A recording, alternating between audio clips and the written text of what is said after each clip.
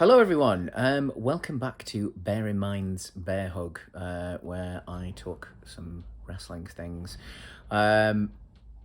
This is take two, because I just accidentally did an entire video without actually pressing record, which was very silly of me.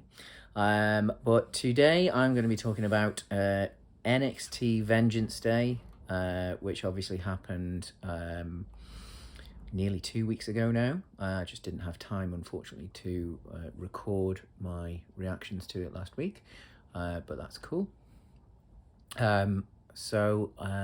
This is the first NXT show that I've watched in full in ages. A lot of the faces were new to me, or I haven't seen in a long time. Obviously, there's been, on this show in particular, there's a few main roster people that have now moved back down to NXT, which I'll discuss later in the show as well, and what I think about that. It was a show that was the first show that they've done outside of the Performance Center since before the pandemic. And I think that was a very important move because as great as the Performance Center is, obviously the wrestlers need some more experience in different audiences and larger audiences as well. And I think that's one of the benefits also of having the more experienced people who've been on the main roster coming back down to NXT, because they can help them with those larger audiences, how they feel, etc., etc.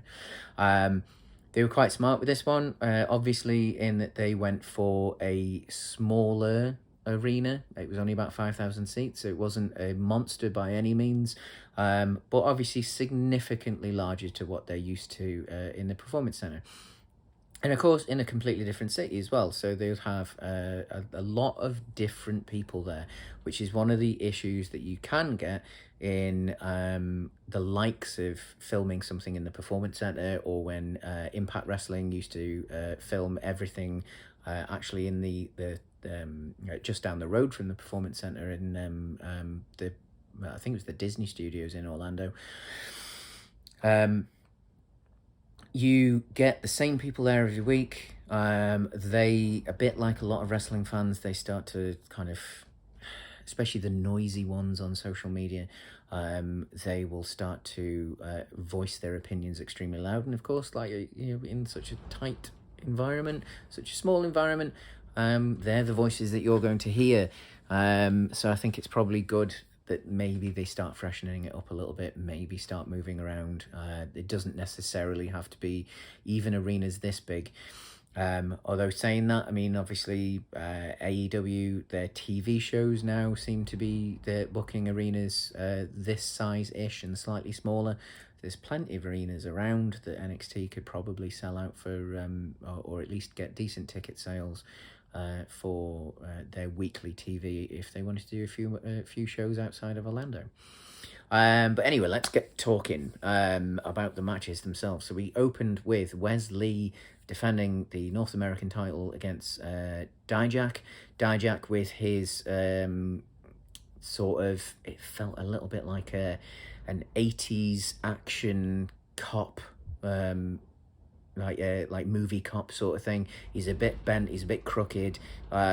He wasn't necessarily a full bad guy, but he wears those like very 80s sunglasses, and where maybe you'd expect, I don't know, a drug dealer to turn up and he gets the oversized gun out and goes on the hunt for this crooked drug dealer or something like that. But that's the sort of character that he has. Great match, I think. It showed Dijak's overall skill very well, because obviously he's a significantly larger wrestler than Wes Lee, and to tell the story of the smaller guy, and in this case the much smaller guy, convincingly beating And when I say convincingly, I don't mean thrashing him or like beating him down Brock Lesnar style or anything like that, but winning, and you can believe the win. I think this was great. Like, Dijak did it right. Dijak was strong, but had the right weaknesses. He was cocky enough and arrogant enough, and maybe underestimated the much younger and fresher and newer Wesley. And so it told a really nice story. Wesley was, this is one of the first singles matches of his that I've watched. A lot smoother than I expected. He isn't just about jumps and flips and things like that and going at 1,000 miles an hour, which a lot of I don't have any problem with. But you've got to tell the right story when you're doing that. You've got to know when to speed up, when to slow down. Yeah, this was a good match. And obviously, when he did win, it was move after move after move after move that took Dijak down. Like, it was big move, big move, big move, big move, which I'm not a big fan of when it's evenly matched. When it's two guys that are of a similar size, and a kick out after kick out after kick out after kick out. But this made sense because a much, much smaller man, of course, is going to take a lot more effort to take down and keep down a man the size of Dijak. There were a few, obviously, big moves delivered to Wesley as well, that he kicked out of, but it looked more like that fighting champion. There was definitely some... he sold the moves. He actually registered the moves, and like, it looked beaten and broken, and but just had just enough to get that shoulder up or what have you. So it was a nice story. Good way to open the show, and obviously got the crowd going quite nicely. The next match, spoilers, I think is my match of the night.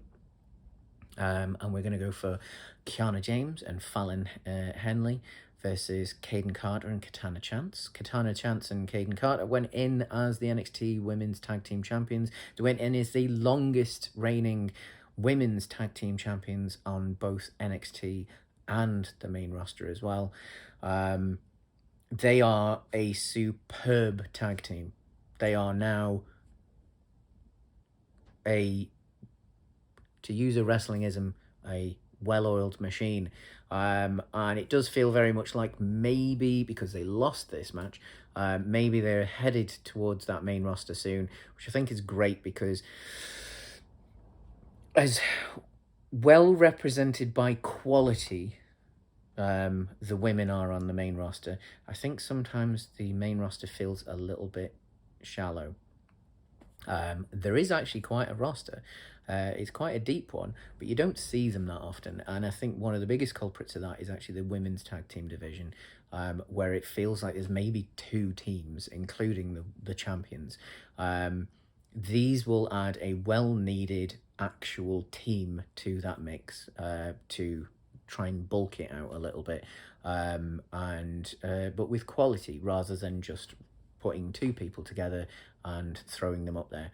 And I think, again, I mean, that's obviously with NXT being rebranded as NXT 2.0 and a very deliberate trying to be the developmental system again, as opposed to brand number 3, like, that just shows the importance of it being a developmental, that you can get these teams ready, or you can get individuals ready, so that when they do go to the main roster, they can slot straight in and do the job correctly. And it does take time, and obviously there's been a lot of criticism recently of, I think, all the big brands, AEW as well, that women aren't being utilized correctly, that you've got these big names that are getting seen all the time, but the rest of them maybe not. It does take time.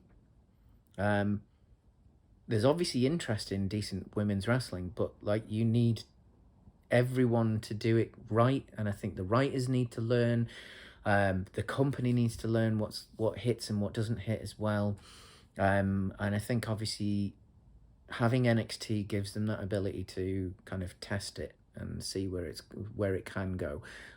So it might be several years yet before we get that perfect women's roster. but I can see it coming, and I think Caden Carter and Katana Chance will certainly be part of that. Speaking of their opponents, though, who obviously got the win, I have never seen them before. I know this time last year they were on AEW TV, I think mainly on Dark, and then jumped to NXT. I've obviously benefited greatly from working with the people there. This sometimes, and especially obviously with NXT, but sometimes one of the issues with women's wrestling, I think, sometimes, is getting that balance. Because some women's wrestlers are significantly better than other women's wrestlers. Some of them are, and I think it's more noticeable than it is with a lot of the men's wrestling that I watch, that you might have that one person in the bunch that isn't as good as the rest of them, and so they stand out a little bit as well. That was not the case in this match. These were 4 women who managed to find the balance. Everyone looked strong. And most importantly, in a tag team match, it was actually a good tag team match. There were 2 good teams. Obviously, I've talked about how great I think Caden Carter and Katana Chance are. I think the other 2 did a brilliant job as a tag team together. And it worked, and it was smooth, and it was very well balanced, and it was a decent story that was told. So yeah, I think personally, match of the night, very good. The next match, Carmelo Hayes versus Apollo Crews. Again, another guy that has gone down from the main roster. They referred to it in the story build-up for this. Obviously, there was a really good video package leading into it, so I got some of the history that I wasn't necessarily aware of, including the barbershop location and the challenge for this. They've got a victory each over each other, and that has led to this being a 2 out of 3 falls match for the rubber match. They referred to the fact that Crews maybe went up to the main roster a bit too early, and that's why he's been brought back down. Obviously, Crews was up there for years, but he is someone that maybe did go up too early. He looked the part, but didn't necessarily have that final polish. And you could sort of feel that in his time on the main roster. Didn't know quite, I don't think anyone quite knew what to do with him. So back down here, he's had some great matches with Bron Breakker and the likes. But now with Carmelo Hayes, 2 relatively well-matched men physically. They're of similar heights. Apollo Crews is a tiny bit taller, I think.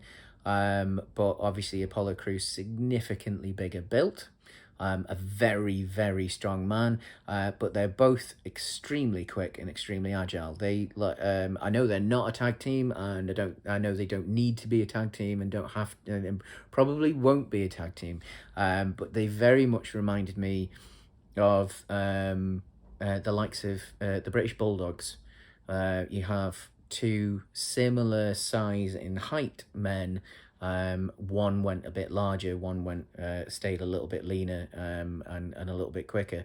And in that, they complement each other, and they complement each other whether it be facing each other, or potentially, if it ever did happen, as a tag team. It was an odd one, this. I didn't expect it to be 2 straight falls for Carmelo Hayes. I know he is being pushed as realistically the guy that's going to beat Bron Breakker at Stand and Deliver on WrestleMania weekend. He is going to be the guy in NXT soon, and one day the guy probably on the main roster as well. But I didn't quite expect Crews to lose 2 back-to-back, and obviously the second one was due to a distraction, which from Dabba-Kato, formerly known as Babatunde, and also formerly known as on the main roster with Apollo Crews as General Aziz. He turns up, looks like he's possibly going to try and help Apollo Crews, actually ends up accidentally distracting Apollo Crews. Carmelo Hayes then gets the second fall, then attacks Apollo Crews. So we're going to see, I'm guessing, a follow-up to their storyline on the main roster, where Apollo Crews, during the time when Apollo Crews was the Intercontinental Champion and having the back and forth with Big E, and maybe some bitterness there from Dabba-Kato that maybe he was left behind. I'm very much looking forward to this. I actually really like Dabba-Kato when I've seen him wrestle. The last time I did see him wrestle was against Omos, when they were starting to build Omos. He's, for a guy that big, because he is massive, he's at least 6'10", because he's taller than Braun Strowman. He is very smooth and very fluid, and obviously, you know, in the history of big men, there aren't many men of that size that are that smooth, that feel like they've got more than just size going their way. So I'm hoping that we get to see something quite special out of him. I think in some ways this may have been the weakest match of the night. Possibly just because I had such high expectations, and they weren't quite met. I think it should have been match of the night, but it wasn't. Yeah, it was, but it was good, and I think obviously it served its purpose. It was the end of their storyline, and we're going to see at Standard Deliver what happens with Carmelo and Bron Breakker. On to the next match. It was the Fatal 4-Way Tag Team title match. The New Day, again, another group who have moved down from the main roster. This for a different reason, I think. This, I think, is to keep them away from the Bloodline, who obviously, the Usos are in a big storyline. And they currently have both belts. And so in a way, you need to keep the New Day, who have been their big rivals for their entire run, almost, away from them, because surely the New Day, if anyone, is going to be the team that's capable of beating them, because they know each other inside out, and etc. etc. But for the sake of that storyline, you need to keep the men's tag team division on Raw and SmackDown as distracted as possible. So give them their own rivals in between each other. Obviously, we're seeing at Elimination Chamber this weekend. We've got oh God, what's his name? Bianca Belair's husband. Montez Ford is in the Elimination Chamber, so you know, the potential splitting of tag teams to thin the herd out a little bit, just to keep the story of the Bloodline nice and clean at the moment. So the New Day down in NXT, they're the champions, or they were. They went into this, they lost it clean to Gallus, and again, you've got guys there. You've got Kofi, absolute veteran, former world champion. You've got the great Austin Creed. They're only going to help people down there. They're only going to boost people, bring them up, make them better. And you've got at least two great tag teams in here as well. In Gallus, as I just mentioned, they won clean, which was very nice. Gallus, a very experienced tag team within themselves. And Pretty Deadly, a younger tag team, slightly less experienced tag team, but an excellent tag team, who, with a little bit of fine-tuning and what have you, they're going to be the top tag team in the main roster in a few years' time, easily. They've got the looks, they've got the gift of the gab on the mic, spot on. I think the only outlier here was Chase U, who I don't know much about them. The bigger one of the two of them, I can't see him on the main roster, at least in that gimmick anyway. Andre Chase, yes, I could see him on the main roster with that gimmick, but maybe not the other. As far as Fatal Four-Ways go, which quite often can be about absolute mess, entertaining mess, but a mess none the least. This was a good match. Very much enjoyed it. Did what it needs to do. Got the belt off Kofi and Xavier Woods. You have to possibly think that maybe it's going to be Gallus versus New Day at Stand and Deliver. And then obviously after whatever happens at WrestleMania, then we'll see the New Day end up back on the main roster. Next, we've got the women's NXT title match. It's a triple threat match with Roxanne Perez versus Gigi Dolan and Jacy Jayne. Obviously, the latter two there. It were a tag team, maybe still are a tag team going into this match. They sold a really nice story of a bit of dissension in the ranks. Obviously, there's been a bit of a shake-up because they were in the group with Mandy Rose, who got let go late last year. And of course, Roxanne Perez took that title from Mandy Rose. So it's quite personal there as well. Perez made her Royal Rumble debut this year as well, which was the week before this. And that was the first time I've properly seen Roxanne Perez myself. She very much impressed me in the Rumble. I wasn't as impressed in this match. But again, as I going back to the... in fact, any of the NXT matches, really, this is development. So even the champion can be a bit not quite ready. Well, not ready, but not there yet. And I think sometimes in multi-man match or multi-person matches, getting that balance right is difficult. It's very, very difficult. I think the other two actually shone a bit more than she did. But I still believe the win. I still believe that Roxanne Perez came out as champion. Good fighting champion, fought hard in the similar way to Wesley in the first in the opening match. Against the odds, against two actually significantly bigger opponents who at times worked together as a tag team against her. So it told a good story. I don't think it was quite as well balanced as the women's tag team title match. I would say it was probably better than the men's Fatal 4-Way though.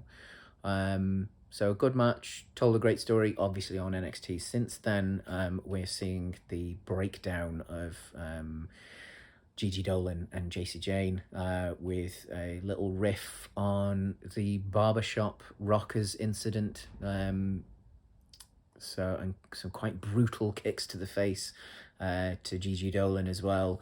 So we'll see what comes of that in the coming months, I'm sure. And it'll be interesting to see who's the next main contender for Roxanne Perez as well, going towards Stand and Deliver, which of course there's going to be loads of eyes on people at WrestleMania weekend. To the final match then, we got Bron Breakker versus Grayson Waller. Bron Breakker retains the NXT title match. This is inside a cage. Strange stipulation. There was no escape option in this match. So it was just pinfall and submission. Obviously no DQ, no count out, but no escape. Which I'm a big fan of the escape factor of a cage match. In fact, I'm a real big fan of old school cage matches where there's no pinfall or no submission, and there's no referee in the ring. It's just literally two guys having a fight, and it's the first one to get out. So I did wonder why this was in a cage, why they maybe didn't put a lid on it, to make sure that they couldn't get out. Not necessarily use Hell in a Cell, but like something along those lines. I mean, it didn't affect the match itself, but it sort of, I don't know. There was something in the back of my mind I didn't like about it, but the two guys in it, excellent. Obviously young, new-ish to wrestling. Bron Breakker, when he first won the title, when they rebranded to NXT 2.0, I think it was something daft, like he was only in his 8th match ever. when they put the title on him. But it made a statement. It was a definite statement about where NXT is going, the fact that it's going back to being a developmental brand. And he had the right look and the lineage. Obviously, he's a Steiner. There was an intensity there. There was a natural ability. Like, you could see that he was going to be something special. And he is obviously, he's still got a long way to go. But in this match, he definitely looks special. And Grayson Waller, a different kind of wrestler. I'd say a significantly better mic user than Bron Breakker. His character work, his ability on the microphone is fantastic. He can make people hate him. Unfortunately, it does look like they're heading towards him versus Shawn Michaels at Standard Delivery. I do not want to see that match. I don't mind, as it's in Hollywood, if we're going to have a little bit of a reference to older WrestleManias. Maybe the Hollywood Backlot Brawl comes back and it's a fight, literally two people beating the hell out of each other. Maybe not even in the arena. I am fine with that. I do not want to see Shawn Michaels in a match. I don't think it's needed. I think it's a stain on his legacy, because he will not be anywhere near where we want to remember him being. So no. Bron Breakker in this match looked like an absolute beast. He isn't the biggest guy in the world. Going back to another match that I was talking about Apollo Crews, talking about the British Bulldog, in the grand scheme of things, Bron Breakker is not a massive guy as far as wrestlers go. He's big enough, but my word, is he strong and fast. I have never seen anyone run the ropes that fast. It's terrifying. And I think that's that lovely combination there of a guy who is big enough, strong enough, and fast and intense, so that you can believe when he hits anyone, absolutely anyone, he has a chance of knocking them down. Doesn't matter how big they are, because the speed he is capable of reaching, he can knock anyone off their feet. And so where he's possibly going, that would be great. Can't wait for that.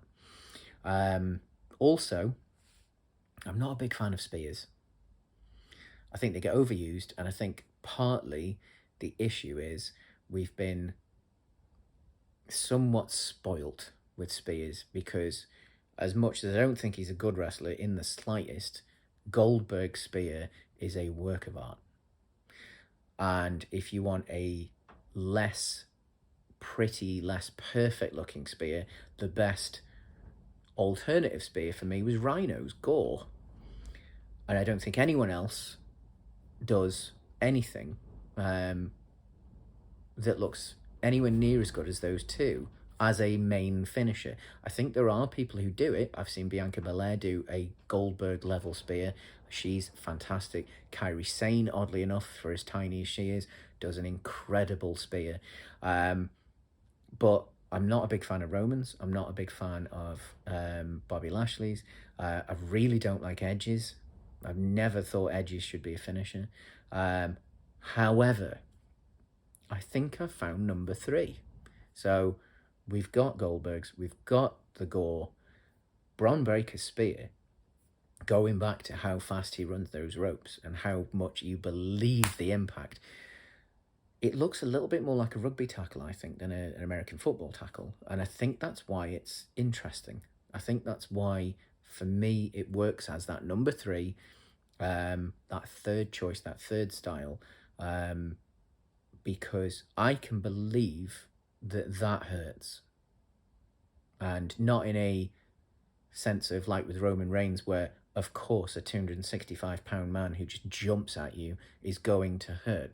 This looks like it hurts. It folds you. It's going to crack some ribs. Your lungs are going to be crushed. I like it.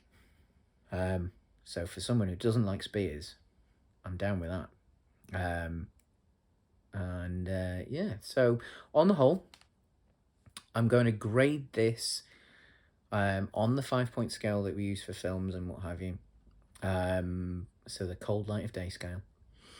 I'm also going to grade this based on this being NXT 2.0, so it's a different style of brand than maybe NXT used to be, which obviously used to have significantly larger events than this in bigger arenas, used to have match of the years, used to arguably have pay-per-view or premium live event of the year as well. But this is a different beast now. And I don't think should be directly compared to them or main roster or even necessarily AEW. They are different beasts. So with all that said, I think this is a solid 4 out of 5.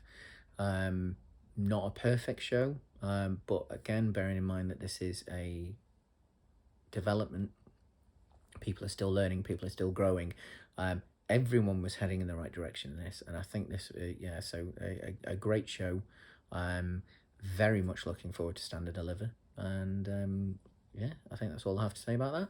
I'm going to try and post another video today as well with some Elimination Chamber predictions, but other than that, I'll see you next time. Bye.